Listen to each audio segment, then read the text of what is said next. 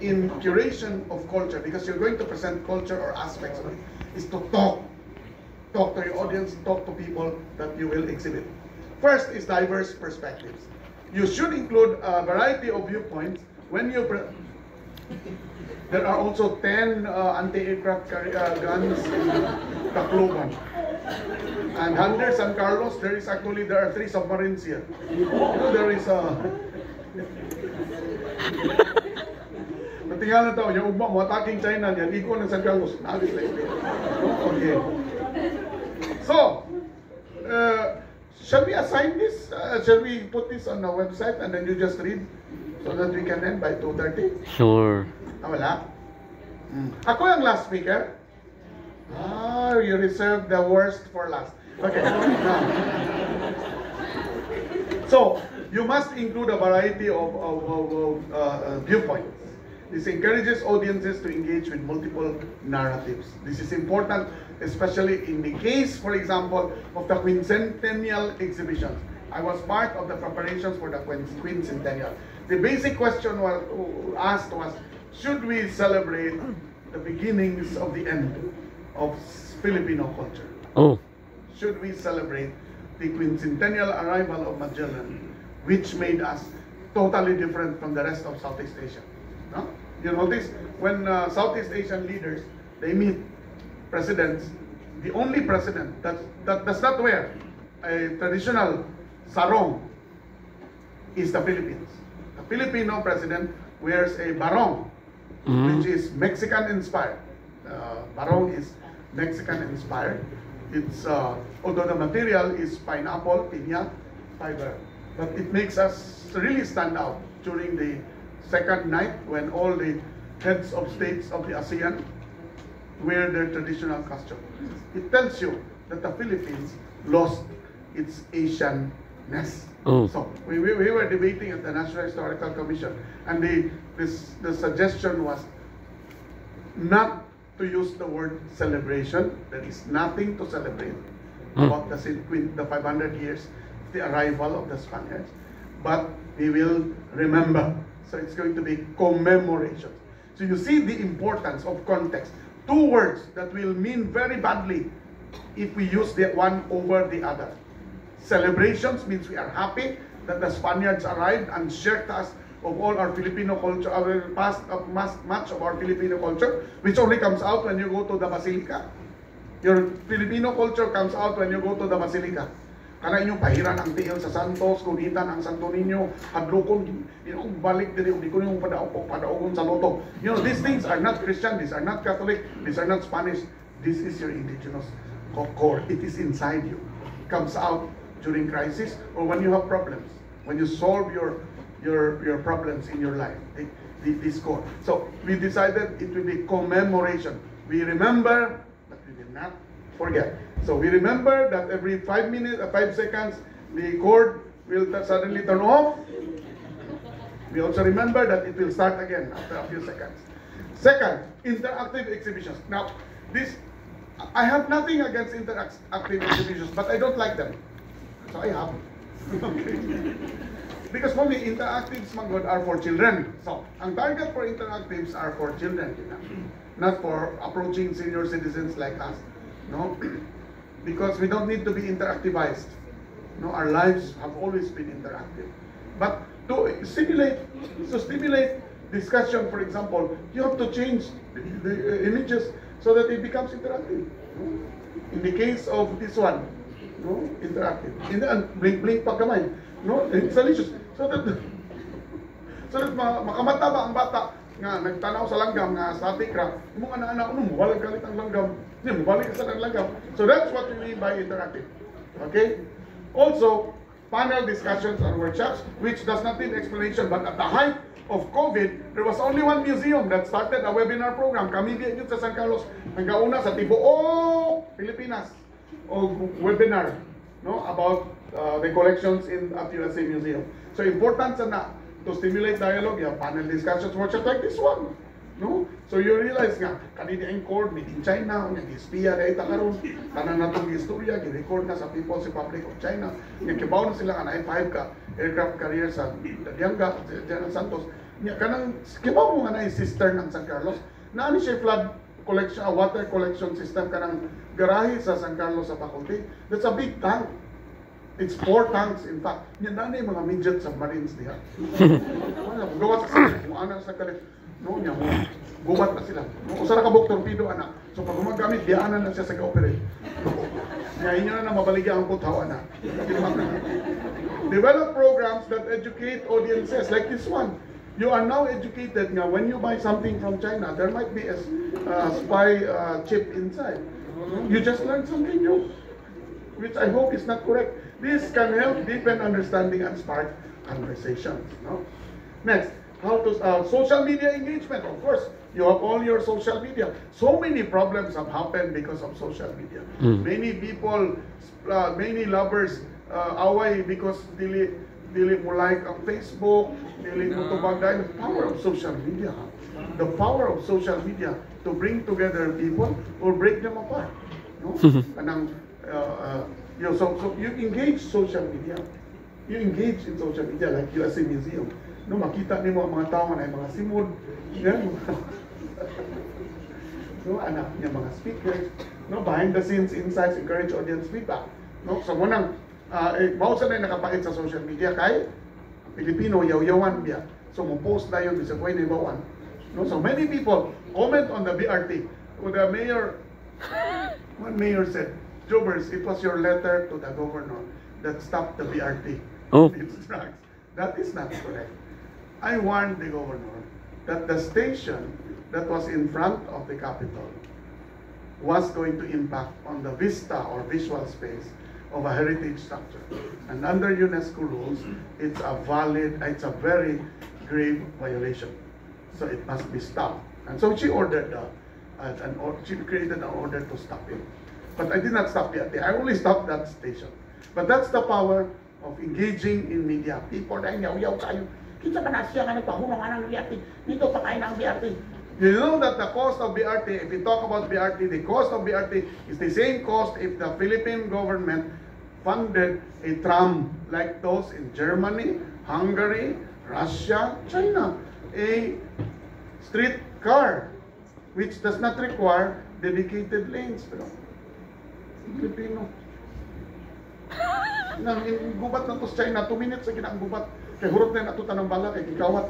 2 minutes na.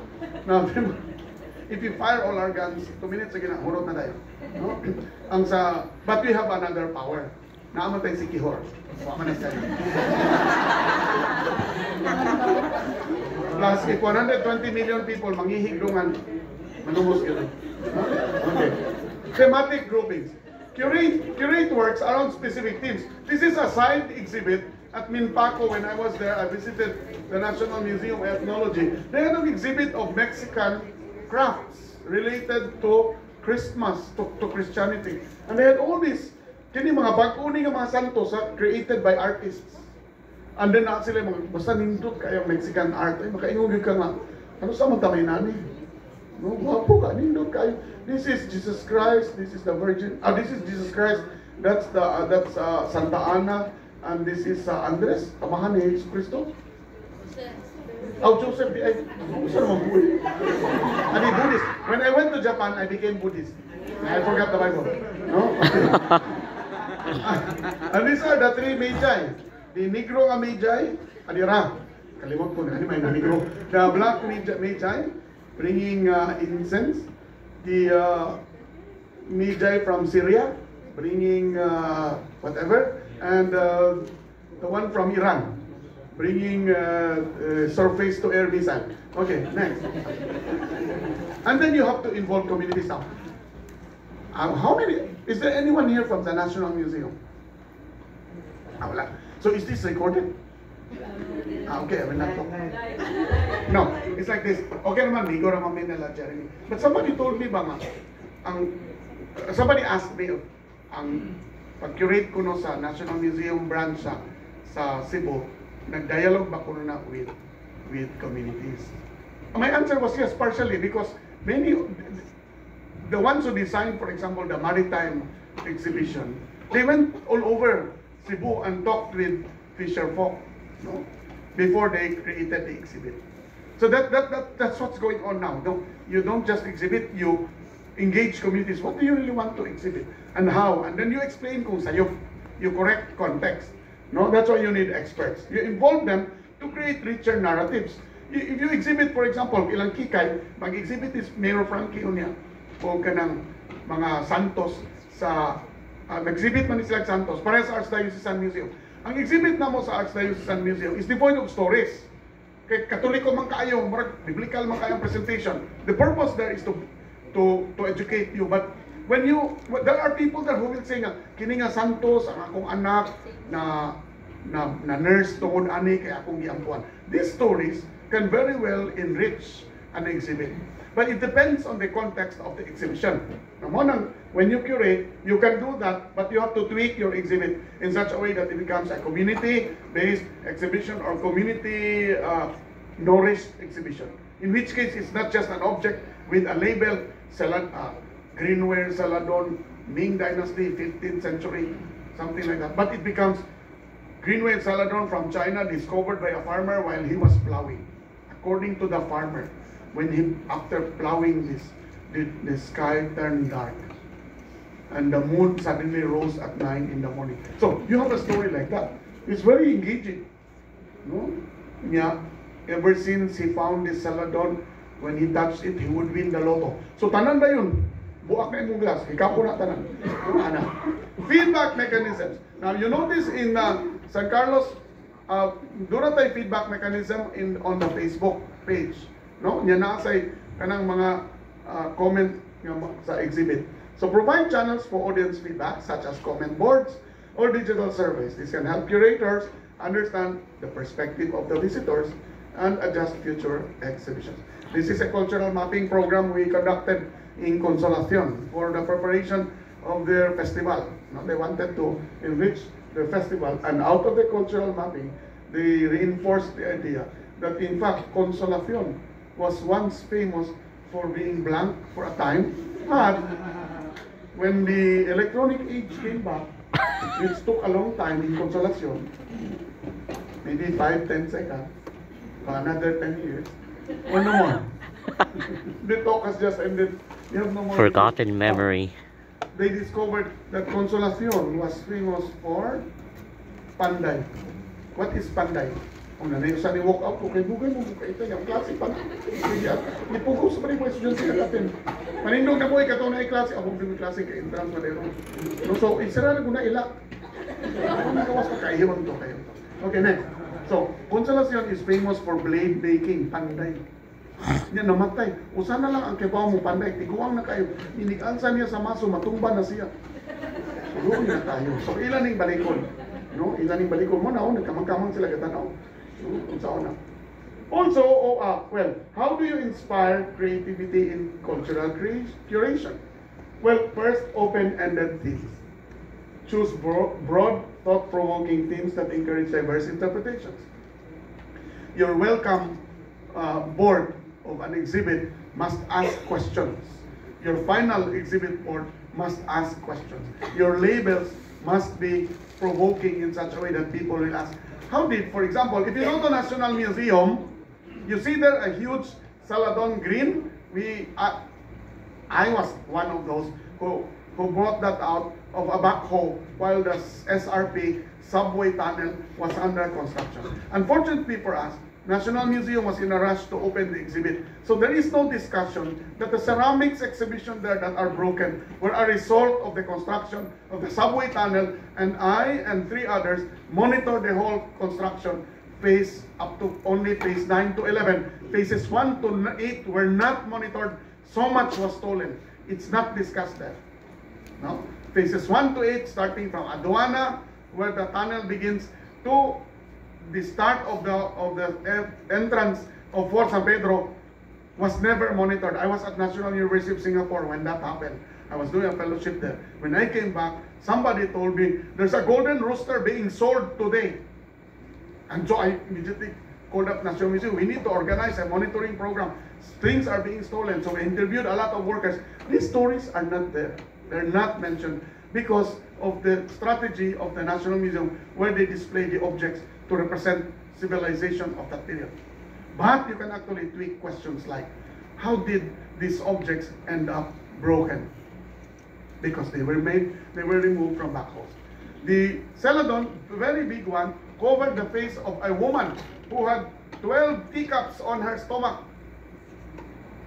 And her face was covered with a huge Celadon with bracketed rim. Celadons with bracketed rim, greenware with floral design, are copies of Arabic bronze plates used for communal eating.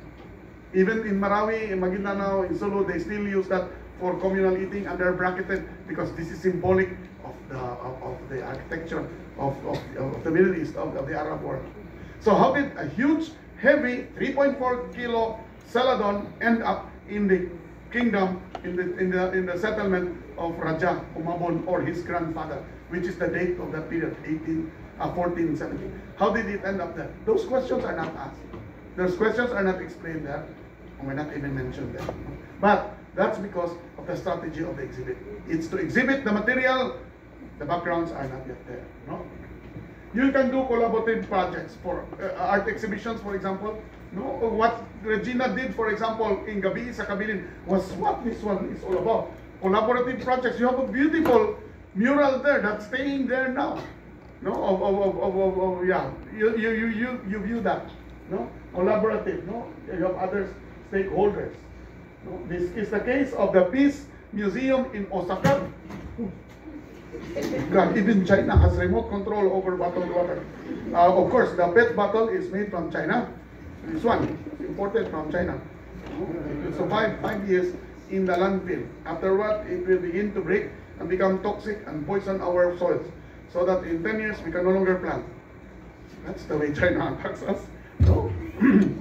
Okay, so it involves artists. In the case of the Peace Museum in Osaka, they gathered all the survivors of the war and they asked them, what do you want to exhibit? And we missed this. You know, in the Philippines, we disregarded our veterans. We wrote a book on the war in Cebu, and I still could interview a few veterans. But there would have been a museum of the war, and it would be called Peace Museum, what really happened here. And they're all dying now. If they're not dying, they're senile. You talk to them, or they cannot hear. Like kato akong yato sa bukid, sa Bual-Bual. No, interview na po niya. Sinigitay gimi. Manong, diin ka nga gubat! Ha? Diin ka nga gubat! Unsa lang gubat? Na-demensya na. Wala kibaw, mamatay ko ani. Kamang-kamang sa bukid niya. Wala namin santanay. No, ang anak na lang istorya. No? Yan, wala, secondary na. So, muna siya. On cross-disciplinary approaches. So you get experts from different disciplines when you do an exhibit. In the case of this one in Osaka, puro kita Osaka. Okay, gikan lagi ko sa Osaka. Pwede ko lagi kapag This is the Osaka Housing Museum. It's a museum on the 9th floor of the Osaka Housing and Urban Development Center. Kairan then Osaka. No, never mind. Taas kanya name. On the 9th floor, there's a museum where they show the history of housing in Osaka. It's required for all students from kinder to college to go there to understand why Osaka is what it is today, planning and all that, traffic and all. One of disciplinado ang hapon because they use museums to educate kindergarten students about everything in Japan. So they all think alike. One group think ng Japan. Required yun na nila ang mga bata musud og mga inani para makibaw nga ang sa karaang panahon malibang ra kada skilled na sila mga CR pakita yung mga bata hala inaana di atong mga lolo sa una malibang ra dia skilled nya inani ka hugaw ana so ma-educate na di na ta mo balik aning panahon na no nya paliguron ka to ilang CR nga kanang squat nga toilet sa Japan nga ini kalibang mo makita nimo tayo magdagan istorya nimo magkapait. No? So, ganaan pa ka mo balik ka na. Dili. So, mo na ma-educate ni mo mga tao. Mo ni Pilipino. You know, I drive man, no? A car. Ako mabantayan ba ang Pilipino kung matabok sa dalan? Hinay kayo kanaan. You know, in Japan, they're trained that in Japan, all cars indeed stop at the pedestrian lane. But the one walking is also required to respond to the kindness and courtesy of the driver. You must run. You should not walk because that driver is in a hurry as much as you are. Diri sa Cebu, magkanaan ang mga tao, magtabok, namin magkailigsan ng mga tao. Because what man guta matrain? You know, what man guta matrain? In Japan, they use museums to train people. There's a museum on disaster. There's a museum on earthquake. There's a museum on transportation. There's a museum on almost everything, including a museum on takoyak. Because takoyak was invented in Osaka. There's a museum on takoyak in Osaka. Matchingkaan na. Museum man ang gamay kayo nga murag itlog nga butang vegetable sa ilaw. No, there's a museum in Japan for that, in Osaka. And in Hiroshima, there's a museum for okonomiyaki, which is okonomiyaki. You know what okonomiyaki is? Okonomiyaki is economic food. That's the English translation of okonomiyaki. Fried economic food. It was born in 1945 when the Americans took over Japan. And there were only three things available in Japan. Flour from the United States, ketchup from the United States, and a lot of vegetables. And they chopped them together, mixed them with egg, and voila, it became okonomiyaki. But there are so many versions of okonomiyaki every place. So in Hiroshima, okonomiyaki has noodles fried on top. It will tell you the difference of every city. No? So how do you create a united group thinking society? You use museums. Children are there to see the past, to see the possibilities of the present, and to see the future. Hinanaon yun na nato. Wala kaya magsugod na sa bantayan kay mabutan tag museum sa fire department, museum sa unsawang paghaling, museum sa unsawang pagluto. Or puno gyud museum ang bantayan niya. Mahimo na ng model town din ang bantayan niya. Ang tanang tao diya kay bawo na unsay buhaton sa ilang kinabuhi. Kay nagtubo sila museum sa whole time. No? And then experimental formats used for unconventional exhibition, such as pop-up events. You have pop-up events. Gabi sa Kabilin is a #1 pop-up event, no, which young people do not appreciate much. Many people, I think 90% of young people who go to Gabi sa Kabilin are there because sila mga barkada na, ilang crush na, o yung nila ilang kuyaw. Yung crush sila, gusto sila makikila na, mas kaya sa bus. That's good. But go beyond that kind of motivation, because you will realize that Gabi sa Kabilin is a very powerful tool for us to learn about our past and what's going on in the present, no, and where we have been and where we're going. No? Okay, and then workshops and labs, which I don't need to explain. This is a workshop I conducted for Heritage Master Class of the city government, no, last month. And then you can have expert talks, like for example, Dr. Resil Muhares, here showing me his manuscript on the history of the life of David Gaisano, I think, which will be eventually published by the Gaisano family. This is inside his library, which has already been given to the University of San Carlos. That is Ambeto Campo. We visited him one time. So hearing first-hand accounts can motivate audiences to think creatively. How many of you attended his exhibit on museums, on his book? Usara. Oh God. Okay. Layo pa dito, mga 200 years patas Japan. Okay, next. And then, incorporation of technology. In the case of San Carlos, doon namin sa una QR code nga tanaw ni mo muna na maglutaw nga boat coffin sa mga tubangan. Inaitaw mo kayo. Ako ang naa sa sulod sa boat coffin. Pero pito man ika-ulo, so pito sa ninyo. Nawas na pito ka po. Kami tanan na sulod niya. Anong nasulod man mi? Kay secondary man nga burial. Kung sa may secondary, nga ikaduha nga lubong. Ana. No? So QR code. Use technology to inspire visitor experience. Kaya ang Filipino manggod, the Filipino kuno can only last reading a newspaper up to 27 words. And a journalist must put everything he wants to write about in those 27 words. Inana ang pasensya sa reader. Niya kamusa. Inana niyong pasensya. Mao nang bilit ka ni ko nga naglingkod pa mo diri. Sobrang nag 27 words ako na sulti mga 28 na. No? Okay, encourage visitors to share their thoughts and reflections on IP banking sa exhibition. And then, collaborative blank. Collaborative. Kanino karaano ka ini atong wala sunod bago biya ko ning palit og made in Japan nga HDMI. Tuwa pa ako. Oh, ako to i-donate. Shopee ram to ko pala 200 pesos lang. Kaya na musika gid nila ito, musilaog. Yeah, kunya kuan musilaog to. No? Interactive ka ito. Involve the community members in the planning and decision-making processes. This can include selecting themes, works, and artists that reflect local culture and identity. Self-explanatory. You can do workshops and group focus group discussion.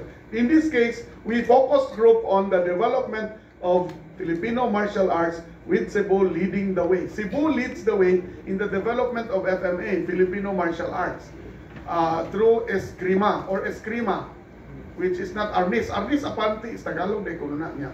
Eskrima ang Filipino ang Cebuano. So nag-focus group niya to develop that program. Kaya daghan di kay mga turista sa gawas nga moan ni para lang moadto sa mo attend og Eskrima. Unya dunay sa kabalay diha sa Colon kilid hugaw kaayo. Grabe. Murag ilaga ang nagpuyo niya na mga 200 ka ukok nga gibuhi. Kada ilaga niya mga 20 sa ka ilaga, tag 200 ka ukok. So you can imagine pila gid ka ukok tanan. And yet mga Russians, mga taga Europe magpa-picture ana nga corner kay that's the birthplace of Eskrima in Cebu. No, mi oy. Ni mo kag birthplace of Eskrima niya nito 20 ka ilaga nagtambo gapil tan-aw nila.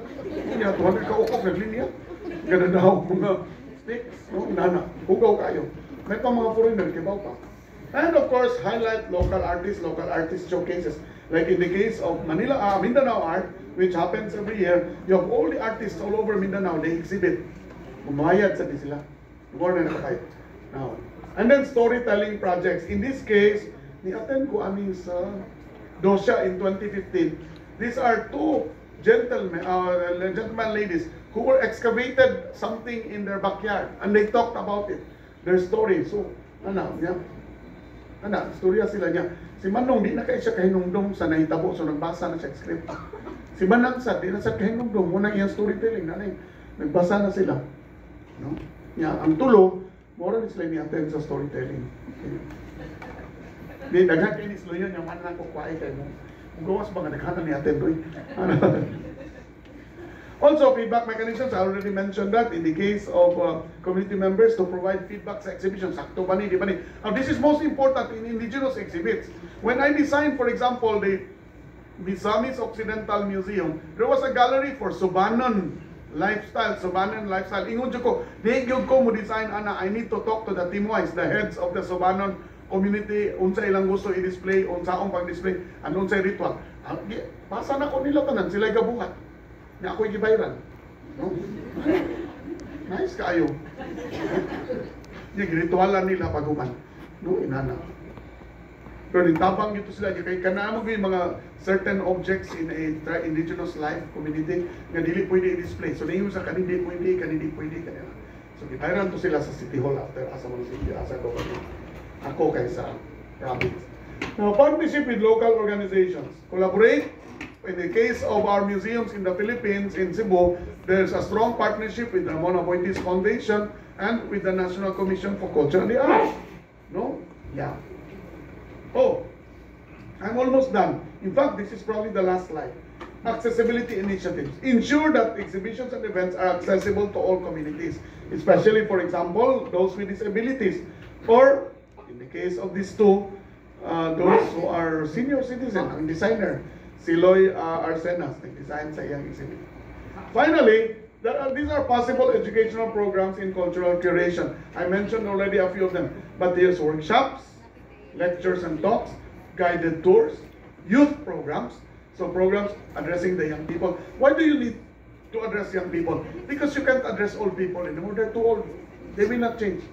A mango that produces very sour fruit cannot change even if you inject all kinds of sugar or you pour sugar on the soil. Daghang kay tagtinuan nga yapan puno ng asukar, pasuhan og kanang Goodyear nga tire, dili tong Goodrich, dili tong Goodyear nga tire. I remember that sa among when I was younger nga kinang Goodyear tire ipaso sa mangga para motamis. Dili pwede Goodrich, dili pwede kanang lain-lain brand Goodyear gyud. So there must be something in the tire. Di na namo usab ang tiguang din namo. So you address young people. And then you use digital learning resources. Mo maning generation nga imo ni mo ang museum nga computer game, they will like it. But we will not, because we don't like computer games, no? Well, I play I played 2 computer games on my cell phone. And I'm now on level 3,978. It's Fish Kingdom. You know, the whole time I was in Japan, I was so alone, and I was so alone that when I was alone, I played. So the whole time I played. I was so alone the whole time. I paid. Kaya mubayad makaanak kung makuwangan ka mga diamonds, mga mulay, pamatay, so bayad ka. Yan na may Gcash. So nahulog akong sweldo dito, anak. And then exhibition catalogs and programs. You must publish your collection. I end with this quote. An exhibition is in many ways a series of conversations between the artist and the viewer, curator and viewer, and between the works of art themselves. It clicks when an exhibition feels like it has answered some questions and raised even more. Thank you very much, ladies and gentlemen.